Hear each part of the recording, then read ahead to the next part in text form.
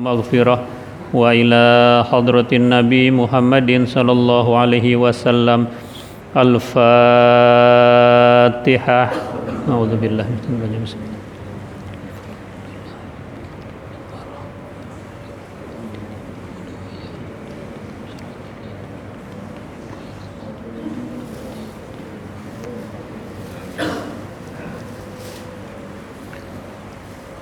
Bismillahirrahmanirrahim. Alhamdulillahi rabbil alamin. Wassalatu wassalamu ala asyrafil anbiya'i wal mursalin Sayyidina wa syafi'ina wa habibina wa maulana Muhammadin wa ala alihi wa ashabihi ajma'in. Amma ba'du, fa inna asdaqal hadis kitabullahi ta'ala wa khairal hadi hadi Muhammadin sallallahu alaihi wasallam wa syarrul umuri muhdatsatuha wa kullu muhdatsatin bid'ah wa kullu bid'atin dhalalah. Wa bi sanadil muttasil ilal imamil muallif rahimahullahu ta'ala wa adaman naf'a bihi wa bi barakati ulumihi wa bikum fid daraini amin radhiyallahu anhum. Rabbi yassir wa la tu'assir, Rabbi tammim bi khair. Wal maqalatu tsaniyatu an ba'dil hukama'i rahimahullahu ta'ala. Arba'atun hasanatun walakinna arba'atan minha ahsanu. Al-haya'u minar rijali hasanun walakinnahu minal mar'ati ahsanu. Wal adlu min kulli ahadin hasanun walakinnahu minal umara'i ahsanu. Wa taubatu minasyaikhi hasanatun walakinnaha minasyabi ahsanu. Wal judu minal agniyai hasanun walakinnahu minal fuqara'i ahsanu. Makalah yang kedua dari sebagian hukama, semoga Allah merahmatinya. Ada 4 perkara yang dipandang indah, tetapi ada pula 4 hal yang lebih indah dari 4 perkara itu. Pertama, rasa malu dimiliki oleh laki-laki itu bagus. Tetapi bila rasa malu dimiliki oleh perempuan itu lebih bagus. Keadilan dari tiap-tiap individu manusia sangat indah, tetapi lebih indah kalau keadilan itu dimiliki oleh pemerintah. Taubat dilakukan oleh orang tua itu bagus dan layak. Akan tetapi bila taubat dilakukan oleh anak muda lebih indah dari itu. Sifat kepemurahan dari orang-orang kaya layak dan baik, tetapi bila sifat dan sikap kedermawanan dimiliki oleh orang-orang fakir, itu lebih baik, lebih indah dari itu. Hadirin hadirat rahimakumullah rahmatal abrar. Ini perkataan ba'dul hukama, sebagian ulama-ulama ahli hikmah, ulama-ulama yang bila bertutur kata sangat tepat sasarannya, bagaikan orang yang lagi menggaruk pas tempat gatalnya, enak banget, walaupun saat itu setelahnya menjadi pada ledes. Yang penting tepat sasaran. Itu perkataan ba'dul hukama.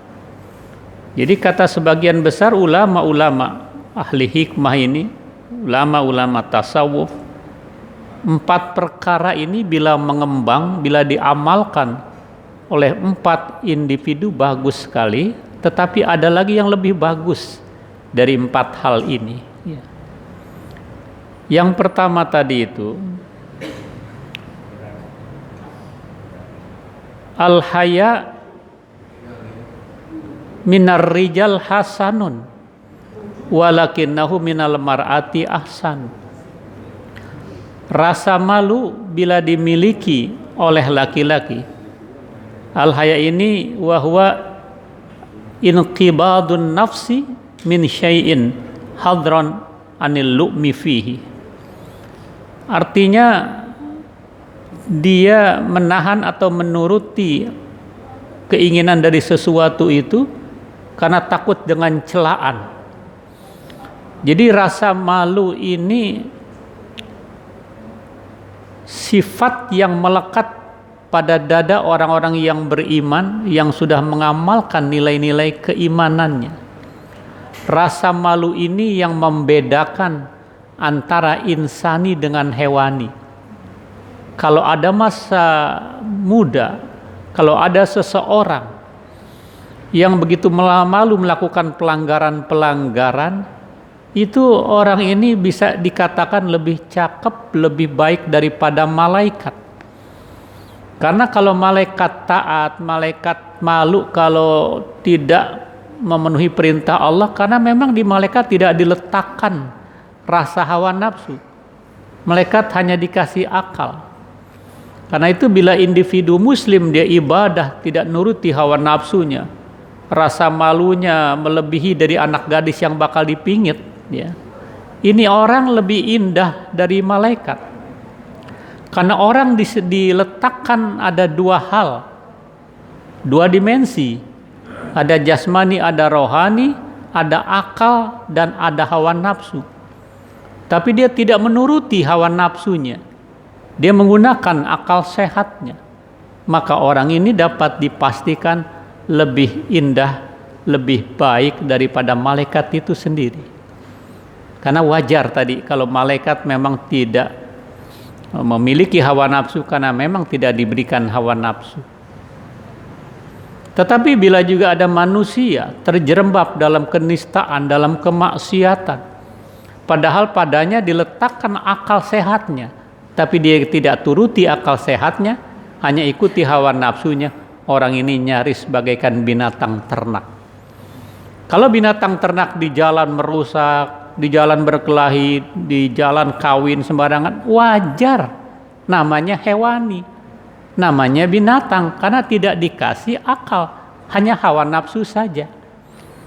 Nah kalau ada anak nggak ada rasa malu, dua-duaan deng-dengan berendengan, laki perempuan gitu kan, pakaiannya di atas lutut terus kayak kena kawat gitu, ya, kelihatan di situ postur tubuhnya, sehingga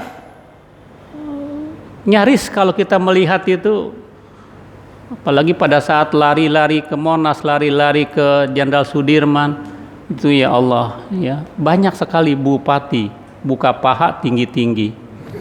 Ini berarti nggak ada rasa malunya, gitu kan. Nah kalau orang tidak ada rasa malunya, imannya lepas. Karena iman dan rasa malu seiring bersama. Al-imanu wal haya'u kurona'u jami'an. Fa'idha rufi'a ahaduhuma rufi'al akhar. Iman dan malu seiring bersama. Bila terangkat yang satu, terangkat yang lain. Artinya ketika nilai imannya terangkat, rasa malunya hilang. Bila rasa malunya terangkat, imannya nyaris tidak ada. Jadi karena itu kata hukama di sini, kalau rasa malu ini dimiliki oleh laki-laki pantas dan wajar. Tetapi bila rasa malu dimiliki oleh mar'ah, oleh seorang perempuan, lebih indah lagi. Biasanya kalau main voli pantai laki-laki pakai training, tapi perempuan tidak pakai training, gitu kan. Sehingga tadi sudah terjerembab di dalam hawa nafsu, ya. Padahal sekali lagi Rasulullah adalah sosok pemimpin yang malu melakukan pelanggaran-pelanggaran. Di dalam Al-Barzanji dikatakan, wa kana sallallahu alaihi wasallam syadidal haya wat tawadu' yakhsifu na'lahu wa yarqa'u thawbahu wa yahlubu syatahu. Ya. Adalah Rasulullah sosok pemimpin yang sangat malu bila melakukan pelanggaran, melakukan kesalahan. Ya. Sehingga Rasulullah di samping itu tawaduknya luar biasa. Saking tawaduknya, kalau terompahnya rusak dijahit sendiri, bajunya robek ditambal sendiri. Ya. Bila ingin minum susu diperah susu kambingnya sendiri. Itu karena tawaduk, tidak mau dilayani. Ya. Itu sosok pemimpin yang tiada ada tara bandingannya baginda Rasul Sallallahu Alaihi Wasallam. Tapi keberaniannya melebihi 40 laki-laki yang berani. Kalau buat kebenaran Rasulullah tidak ada rasa takutnya. Yang ditakuti hanya Allah Subhanahu wa Ta'ala. Orang suka ditanya, Anda punya apa? Semua saya punya. Istri punya, bahkan lebih dari satu. Kendaraan punya, lebih dari satu. Rumah punya. Investasi punya. Saham punya. Tanah punya. Pulau punya. Yang nggak punya apa? Rasa malu saya kagak punya. Ini dihantam, ini diembat, karena nggak ada rasa malu, gitu kan. Nah, itu makanya begitu indah kalau rasa malu dimiliki oleh perempuan. Ya.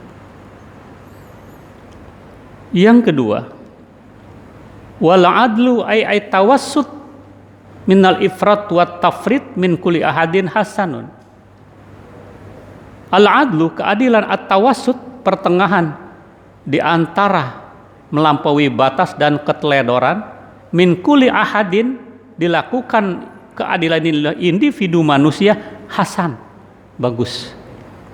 Adil ini kan wat usyai'in fi mahallih, meletakkan sesuatu pada tempatnya. Islam memerintahkan keadilan kepada siapapun. Kama qala ta'ala, bismillahirrahmanirrahim, innallaha ya'murukum an tu'addul amanati ila ahliha wa idza hakamtum bainan nas an tahkumu bil adl innallaha ni'ma ya'idzukum bih. An-Nisa 58 itu. Sesungguhnya Allah Subhanahu wa taala memerintahkan kamu antu adul amanat, untuk menyampaikan amanat-amanat itu kepada mereka yang berhak menerimanya, jangan disunat. Sampaikan itu amanah-amanah itu. Orang biasanya diamanatin omongan satu akhirnya bisa jadi 3. Tapi diamanatin duit 5 jadi 3. Gitu kan, ya. Ya, duit kayak gitu kan. Kalau omongan jadi lebar. Duit disunat melulu. Ya. Buat rakyat miskin disunat juga, gitu kan, ya. Wa idza hakamtum bainan nas an tahkumu bil adl. Bila Anda menghukumkan satu kasus, hukumkan dengan seadil-adilnya. Letakkan sesuatu pada tempatnya. Tidak bisa ada pesanan siapapun. Jangan terpengaruh oleh siapapun. Karena kelak bertanggung jawab di hadapan Allah Subhanahu wa taala. Qulil haq walau kana murran, katakan yang benar meskipun pahit. Jangan lihat orang per orang, tapi lihat permasalahan delik hukumnya. Karena Rasul jauh-jauh hari sudah bersabda, al-qudatu salasah, hakim itu ada 3. Isnani finnar wa wahid fil jannah. 2 dari 3 hakim, 2-nya di neraka. Berarti 2/3 hakim di neraka. Kalau di dunia ini andai kata ada 3 miliar hakim, andai kata, ya berarti 2 miliar ini di neraka, itu dipastikan itu. Andai kata di Indonesia ada 3 juta hakim, 2 juta pasti di neraka. Karena dia menghukumkan tidak sebagaimana yang tertuang di situ. Ya. Salah dibenarkan, benar disalahkan, gak tahu permasalahan diponis salah. Ya, itu kan. Itu Nabi yang bersabda, ya. Wa wahid fil jannah, yang satu di surga. Jadi kalau anak kita yang jadi hakim, tekankan rasa keadilan. Jangan sampai di dunia nggak seberapa, paling kita nikmati 60-70 tahun. Tapi nanti di neraka, ya Allah, kita bertanggung jawab di hadapan Allah Subhanahu wa taala. Kita tersandung masuk ke dalam surga bila bermasalah dengan orang. Bila bermasalah dengan siapapun, hukumkan dengan seadil-adilnya itu. insya Allah dia bahagia dunia dan akhir. Nah, rasa adil bila dimiliki oleh individu muslim dia baik, tetapi lebih baik bila dimiliki oleh Umar. Ya, siapapun yang salah, hukum tidak boleh pandang bulu. Ya. Sering almarhum MZ mengatakan bila hukum sudah pandang bulu, pastinya yang enak yang banyak bulu. Yang banyak bulu siapa? Monyet. Gitu, banyak bulunya itu monyet. Ya.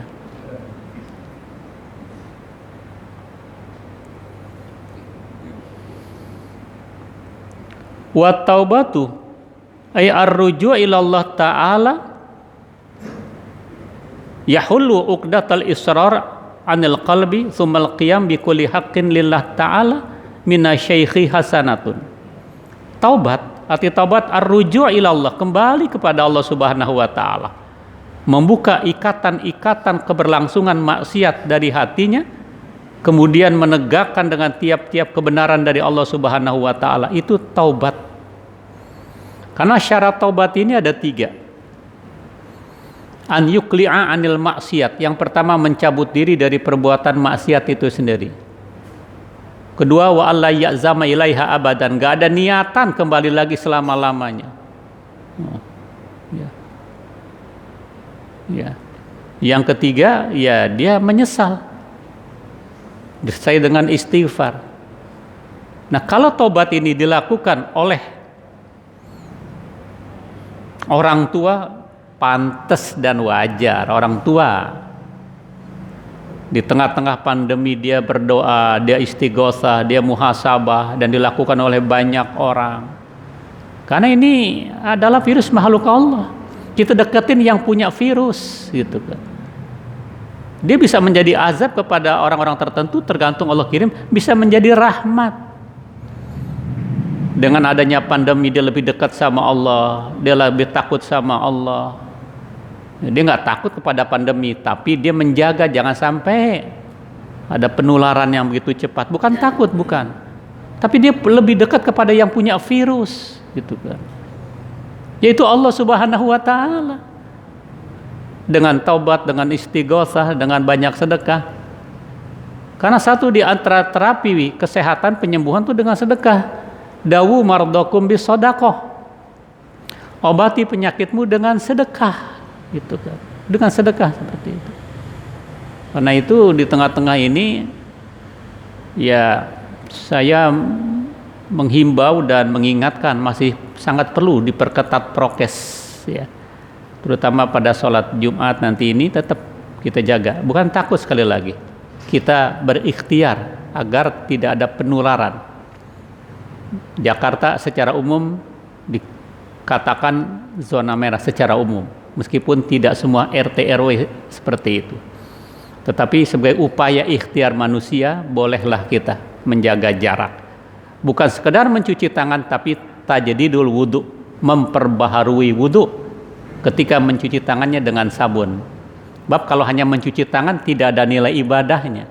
Tapi dengan tajdidul wudu kita mendapatkan pahala dan kesehatan dari situ.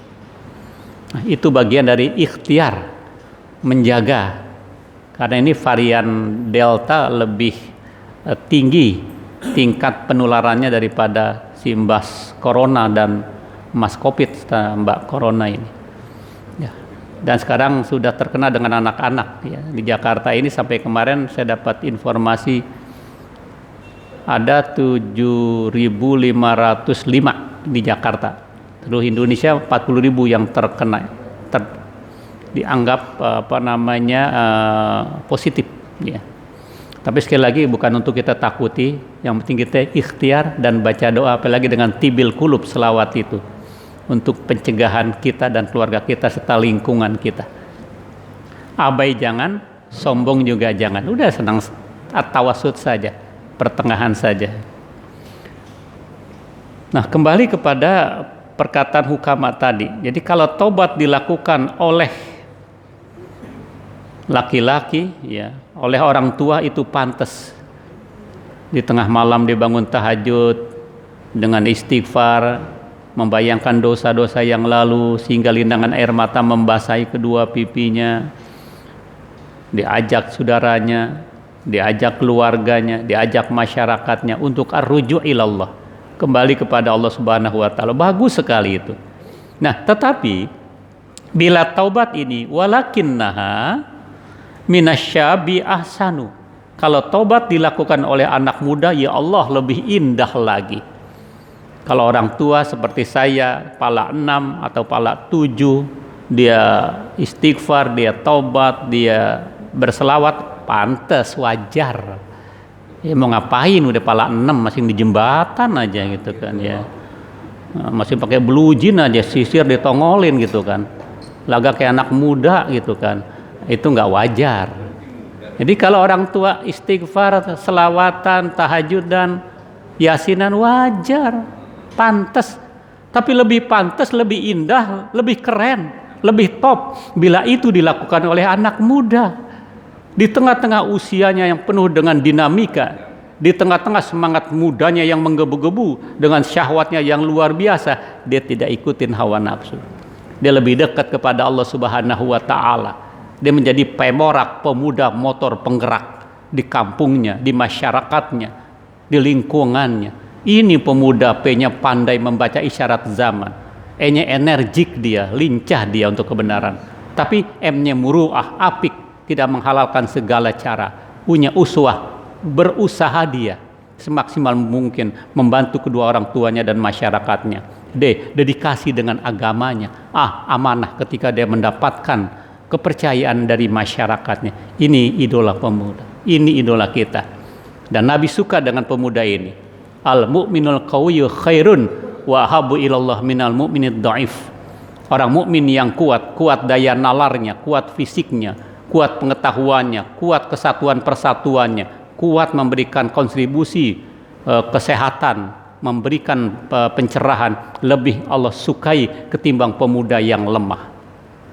Lemah imannya, lemah daya nalarnya, lemah fisiknya, lemah pergaulannya, lemah membacanya, apalagi lemah syahwatnya. Itu kan ya. Alhamdulillah ya.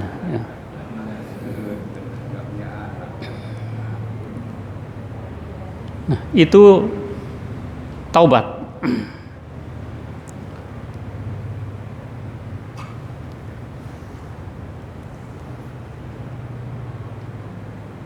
Yang keempat, wal jud.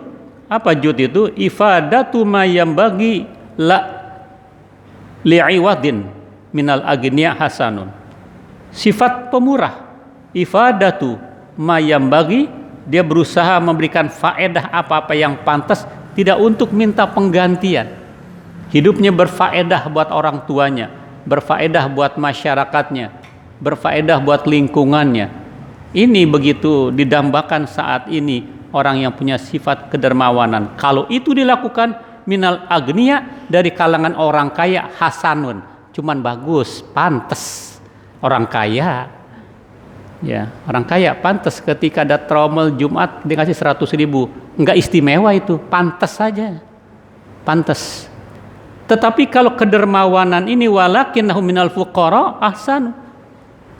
Bila kedermawanan dimiliki oleh orang-orang miskin secara materi, lebih indah daripada orang kaya tadi.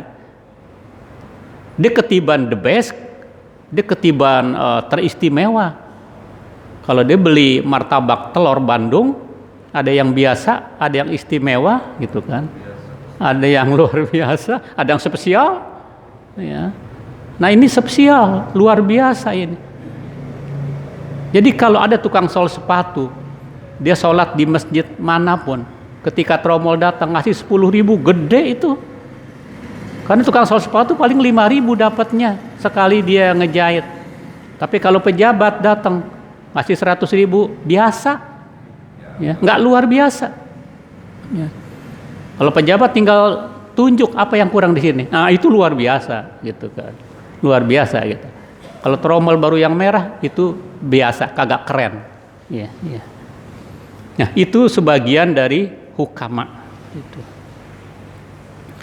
Wal maqalatu salisatu an ba'dil hukama radhiyallahu anhum arba'atun qabihatun wa huwa ma yata'allaq bihi dhammu fil ajil wal iqabi fil ajal lakinna arba'atan mihna aqbahu. Az-zambu ay al-ithmu minasyabi qabihun wa minasyaikhi aqbahu. Al-istighalu bid-dunya ay bi amti'atiha minal jahil qabihun wa minal alim aqbahu. Kama ruwiya annahu sallallahu alaihi wasallam qala man izdada ilman wa lam yasdad hudan fid dunya zuhdan lam yasdad minallah illa bu'dan. Rawahu Dailami. Wat takasul minat ta'ah ay muwafiqatu amrillah ta'ala min jami'in nasi qabihun wa minal ulama wat talabah ay alladina yatlubuna al-ilma aqbahu. Wat takabbur minal agniya qabihun wa minal fuqara'i aqbahu. Makalah ketiga dari sebagian hukama, semoga Allah meridhoi mereka, ada 4 hal yang buruk, tetapi ada lagi yang lebih buruk dari 4 hal itu. Kedosaan dilakukan oleh anak muda buruk, jelek, tetapi bila kedosaan dilakukan oleh orang tua lebih jelek lagi gitu. Yang kedua, al-istighal bidunya, sibuk dengan dunia tapi dilakukan minal jahil, dari orang-orang yang jahil, yang bodoh, qabihun, itu buruk, itu jelek. Tetapi wa minal alim akbahu, bila kesibukan dengan dunia dilakukan oleh orang-orang alim, oleh ulama, itu lebih buruk lagi. Yang ketiga, at-takasul fit ta'ah, orang malas di dalam ketaatan kepada Allah dari seluruh manusia buruk, karena dia malas buat ibadah.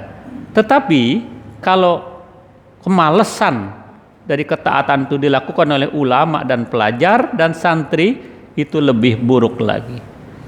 Wat takabur, sifat sombong minal agniya, dilakukan oleh orang kaya, buruk. Jadi kalau orang kaya sombong buruk. Tetapi kalau orang miskin sombong lebih buruk lagi. Udah miskin sombong lagi gitu kan. Ini 4 hal, mari kita kaji bersama. Apa itu qabih? Wa huwa ma yata'allaqu bihi dhammu fil ajil wal iqab fil ajal. Yang namanya keburukan itu yaitu apa-apa yang terkait dengan kehinaan di dunia ini dan dosanya juga di akhirat kelak. Itu buruk. Nah, tetapi ada 4 hal lebih buruk dari itu. Tadi az-zambu al-ithmu, kedosaan, minasyabi, dilakukan oleh anak muda, buruk banget. Masa mudanya habis untuk glamor, masa mudanya untuk dugem, masa mudanya untuk tawuran, untuk judi, masa mudanya untuk narkoba, masa mudanya dilakukan untuk hal-hal yang meresahkan orang tua dan masyarakat, itu buruk sekali. Tetapi kalau itu dilakukan oleh orang-orang tua lebih buruk lagi. Kalau anak muda buruk tapi memang dunianya seperti itu, tapi juga tidak harus dianjurkan seperti itu. Ini sudah tua renta gitu kan, belum mau sholat, belum mau ibadah, lagu-lagunya kayak jejaka gitu kan. Nah ini udah nggak pantas, udah nggak indah lagi, buruk sekali itu. Itu harus dipertimbangkan oleh kita. Biasanya orang seiring dengan lanjut usianya, lanjut umurnya ini, dia akan lebih bijak, dia lebih melindungi, dia sifatnya pasti tidak ingin mempecah belah umat. Dia justru dalam rangka memberikan kesejukan. Saatnya dia menyatukan umat, saatnya memberikan pencerahan. Itu di masa-masa mudanya, masa-masa tuanya. Karena sebentar lagi dia game point, nggak mungkin lah berset ya. Jadi nggak ada perpanjangan waktu, penambahan itu kan ya. Al-istighal bid dunya, sibuk dengan dunia, ai bi amti'atiha, dengan kesenangan dunia, tapi dilakukan oleh orang yang jahil dalam bidang agama, itu buruk. Tapi kalau sibuk dengan dunia, kesenangan-kesenangan dunia dilakukan oleh orang alim, dilakukan oleh ulama, dilakukan oleh Pak Haji yang berkali-kali pergi haji, itu lebih buruk lagi. Nah, sebagaimana Nabi sabdakan, manis dada ilman walam yasdad fid dunya zuhdan lam yasdad minallah illa bu'dan. Rawahu Dailami. Siapa saja yang bertambah disiplin keilmuannya Tapi tidak bertambah di dunia ini rasa zuhudnya, rasa apiknya, niscaya tidak bertambah dari Allah kecuali makin jauh dari rahmat Allah. Keilmuannya, kesarjanaannya bukan makin dekat sama Allah, tapi makin jauh dari Allah, makin jauh dari masyarakat, karena banyak pendapatnya, banyak statementnya yang bikin bingung orang. Itu lebih buruk lagi dilakukan oleh orang-orang alim. Kalau orang jahil tadi memang ya pantas seperti itu, tapi jahil jangan lama-lama jahilnya. Orang jahil jangan berdiam diri atas kejahilannya. Orang alim jangan berdiam diri atas kealimannya. Jahil belajar, alim mengajarkan. Terjadi proses belajar mengajar untuk mencerdaskan bangsa ke depan. Ya. Wattakasul fit ta'ah ay muwafaqatu amrillah ta'ala min jam'in nas qabih. Rasa malas untuk taat kepada Allah. Apa isi itu? At-ta'ah muwafaqah, yang bersesuaian dengan perintah Allah Subhanahu wa taala, tapi dia malas. Allah suruh sholat dia tidak sholat, suruh ngaji dia tidak ngaji. Ngaji ini wajib, ya, fardu ain. Ngaji ini ya begini, musyafahah, berhadap-hadapan. Kalau di YouTube, kalau di Instagram itu tambahan-tambahan saja. Ngaji sesungguhnya musyafahah. Karena kita akan selamat dari ketergelinciran kalau ngaji seperti ini. Ada kajian kitab yang menjadi rujukannya, yang menjadi referensinya. Bapak orang kalau tidak ada referensi, ini kayak labu, pohon labu nggak dikebonin, ngaprak kemana-mana ntar gitu kan. Gitu. Kalau ini tematik, sesuai dengan tema yang ada di sini, gitu kan. Indah. Karena ada makalah mayyakhudil ilma min syaikhin musyafahatan yakun anizairi wa tashifi fi haram. Siapa yang mengambil ilmu dari guru berhadap-hadapan seperti ini, dia selamat dari ketergelinciran. Wa may yakhudil ilma min suhufi fa ilmuhu inda ahlil ilmi kal adami. Siapa yang mengambil ilmu dari YouTube, dari Mbah Google, ilmu yang dimiliki di sisi orang yang berilmu seperti tidak ada ilmunya. Saya tidak mengatakan tidak boleh, itu tambahan saja. Jadi belajar sesungguhnya musyafahatan, berhadap-hadapan seperti ini, ya. Tentunya ya ada jarak, apalagi kalau jemaahnya perempuan, ya ada jarak, ya artinya ada hijab seperti itu. Kalau jemaahnya semuanya perempuan, yang ajar laki-laki umur 30 tahun, itu juga harus pakai hijab, ya. Wa minal ulama wat thalabah akbahu. Kalau rasa malas belajar, malas taat dilakukan oleh ulama, dilakukan oleh santri, lebih buruk lagi bila dilakukan itu oleh kebanyakan orang. Yang namanya santri adalah calon ulama, yang namanya ulama adalah orang yang menjadi panutan, dia nggak boleh malas. Kalau ulamanya malas, bagaimana umatnya? Akan bagaimana jadinya umat kalau ulamanya pada malas? Ya, malas di rumah saja, ngitungin kaso aja sama kusen gitu kan. Di rumah saja tidak ngajar, tidak membina umat, wah nanti ditanya sama Allah. Dia menyembunyikan ilmu saja, nanti diles pipinya dari les api neraka ini. Kalau dia menyembunyikan ilmunya, dia diam saja padahal dia ngerti. Itu tadi saya katakan, al-alim lan yaskuta ala ilmi. Orang alim tidak boleh berdiam diri atas kealimannya. Dia harus memberikan pencerahan. Dia harus menyampaikan hal-hal yang positif, hal-hal yang memberikan kesejukan kepada umat untuk kemaslahatan bangsa dan negara ini, ya.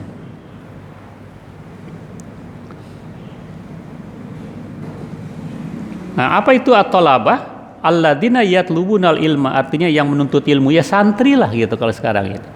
Jadi jangan sampai pesantren kiainya malas, ya, santrinya malas, ya. Tapi pada umumnya alhamdulillah santri ini banyak, pesantren ini melahirkan santri-santri yang berkualitas. Memang tidak 100%, tapi melebihi dari separuh. Kalau di pesantren itu ada santrinya 5.000, pasti yang berhasil 3.000. Itu lebih hebat, ya. Nggak ada yang nganggur lah kalau anak-anak keluaran pesantren.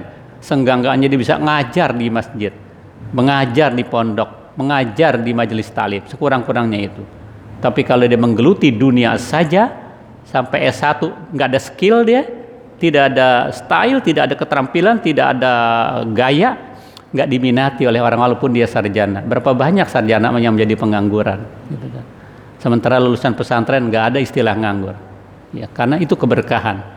Ya. Yang terakhir, wat takabbur minal agniya qabihun wa minal fuqara'i akbahu. Kesombongan, takabur, rasa sombong dari orang-orang kaya jelek. Tapi kalau sombong dilakukan oleh orang miskin lebih jelek lagi, ya. Orang kaya jelek ketiban pantas kaya, gitu kan. Kaya dia. Rumah tingkat, istri cantik indah memikat, ya. Duit berlipat-lipat, gitu kan. Dia sombong pantas, ente sombong apanya yang pantas, gitu kan. Rumah ngontrak di kampung, kalau hujan gede bocor, banjir nganyut, ente sombong. Apa sombongnya? Kagak mau sholat tuh sombong. Aqimis sholat, dirikan sholat dia kagak sholat. Allah suruh puasa kagak puasa, dia miskin sombong lagi. Hidup lah gitu. Nah itu nggak pantas gitu kan. Nah ini semua adalah pendapat hukama yang dikuatkan dengan hadis Rasul Shallallahu Alaihi Wasallam. Saya kira ini mudah-mudahan ada manfaatnya. Mudah-mudahan dengan kita banyak berdoa dekat sama Allah, segera pandemi dengan segala variannya akan segera berakhir, sehingga bangsa begitu bangkit lagi, perekonomiannya, umat menjadi normal lagi, anak-anak sekolah lagi, dan keberkahan akan menyertai kita umat Islam dan bangsa Indonesia. Wa ma taufiqi illa billah, alaihi tawakkaltu wa ilaihi unib. Wallahu a'lam bissawab.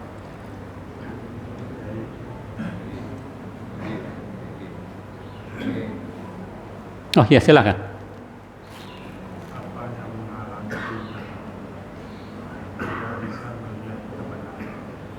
Apa yang bisa? Oh, melarang.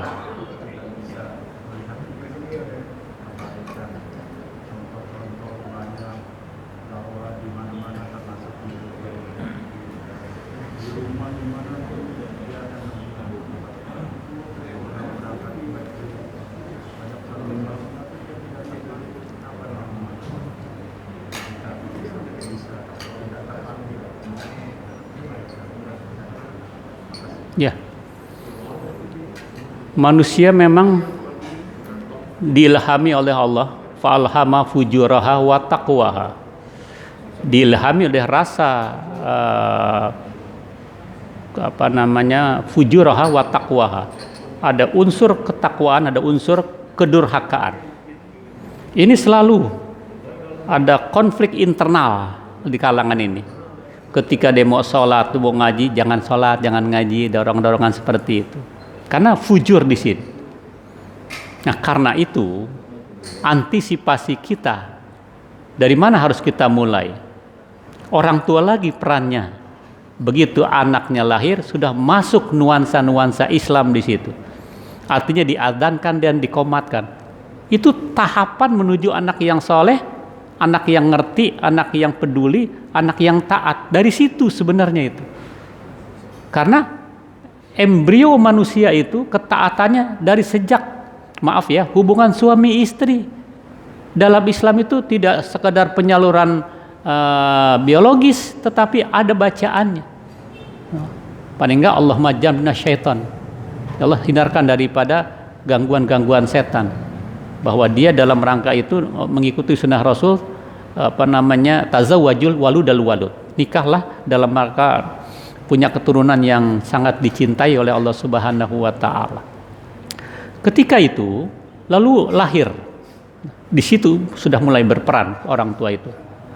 Idza wulidal maulud fa'adzana dzunil yumna wa aqama bi udzunil yusra. Saat anak dilahirkan, adzankan di telinga kanan, qomatkan di telinga kiri. Orang tuanya langsung kalau masih ada, tidak ada kakeknya, adzanin, jangan keras-keras. Itu masuk kalimat-kalimat tauhid, terekam itu. Karena wadah masih bersih, tergantung dari apa yang dilukiskan di situ. Ibarat kertas putih, mau ditulis dengan rambut kusut, apa dengan tinta emas, apa dengan tulisan-tulisan kaligrafi, tergantung.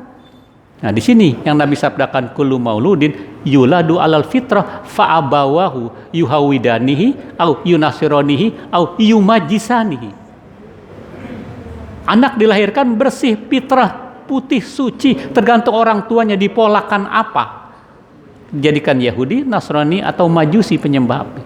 Dia masih putih, dibentuk oleh orang tuanya. Makanya Islam mengajarkan tadi, azankan, qomatkan, agar tidak diganggu oleh umusibyan. Terekam itu kaset piringan hitam, dulu zaman piringan hitam itu terekam, nggak bisa hilang, ya, terjaga dengan itu. Nah, ketika dia nanti mulai menyusui, isi mamanya Bismillah, itu akan teringat, oh ternyata kalau mau minum, mau makan ada Bismillah. Ketika dia mulai bisa berbicara kalimat-kalimat thayyibah, Allahu Akbar, Bismillah, La ilaha illallah, yang singkat-singkat saja. Dari situ tuh tahapan-tahapan anak yang soleh ini. Ketika dia masuk usia 4-5 tahun, disosialisasikan untuk ikut ke masjid, ikut ke majelis taklim. Tapi jangan disatukan. Kalau anak-anak disatukan dia bercanda, selipin-selipin, gitu kan? Selipin-selipin. Dia nggak bercanda insya Allah, karena nggak ada yang bakal dibercandain, kecuali anak yang hiperaktif, di jalan-jalan sana kemari. Ya namanya anak-anak. Kalau aki-aki, nggak pantas. Anak-anak pasti pantas juga itu. Karena perintah sholat itu 7 tahun perintahnya. Muru auladakum bis sholah wahum sab'u sinin. Perintahkan anakmu sholat ketika usianya 7 tahun. Tetapi sosialisasinya sebelum 7 tahun. Sama kan seperti undang-undang belum diterapkan, sosialisasi dulu. Baru orang kaget ada sosialisasi. Jangan ujuk-ujuk orang disuruh ini tapi nggak ada sosialisasi, kaget orang. Nah itu tahapan-tahapan. Dia akan, kalau Jakarta bilang, akan minger lah, akan dengar kata dia orang ini, anak ini. Kalau tahapan itu dijalankan seperti itu. Nah, kemudian nanti begitu dia 7 tahun sholat, ternyata udah 10 tahun belum mau sholat, kita boleh memukul. Nah, ayah bukan memukul kamu, tapi kelakuan kamu yang masih buruk, malas sholat. Tapi pukulnya jangan yang menyakitkan, sapu tangan atau apalah yang dipukul aja, buat bukti nanti kita sudah memerintahkan, ada buktinya di situ. Tapi Allah Maha tahu, betul Allah Maha tahu, tapi harus ada bukti sekarang ini, ada pembuktian.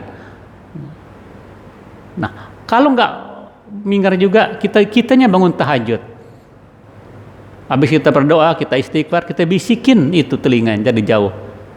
Robbi inni u'idzuha bika wa dzurriyyataha minasyaitonir rajim. 3 kali. Robbi inni u'idzuha bika wa dzurriyyataha minasyaitonir rajim. Tiup. Insya Allah dia menjadi anak yang dengar kata. Karena kan anak bagaimana bapaknya.